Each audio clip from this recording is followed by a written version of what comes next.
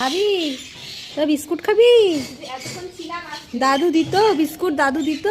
আয় আয়, দিচ্ছে অ্যানি দিচ্ছে, আয়। বিস্কুটগুলো সব খেয়ে নিয়েছে অ্যানি। আয় অ্যানি নিয়ে আয়, বিস্কুট দে। দাদু দিত না, ওরা ওই নেশায় নেশায় আসে। আয় বিস্কুট নে। ওই যে সব চলে এসছে বাবার সঙ্গী, এরা বাবার বন্ধু, সব বিস্কুট খাচ্ছে। বাবা প্রতিদিন দিত তো, সেই নেশাটা ওদের এখনো আছে, ওই জন্য আসলে আমরাও দিই। খা খা।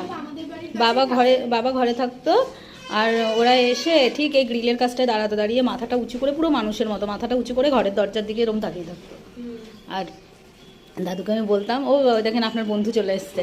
আর বাবা এসে বিস্কুট দিত, বাবার কোটোতে সবসময় বিস্কুট থাকতো ঘরে, ওখান থেকে বিস্কুট দিত। কোনোদিনও কোটোয় না থাকলে আমাকে বলতো বিস্কুট দাও, দিয়ে দিতাম, দিয়ে দিত। ওই যে একটা নেশা ওদের।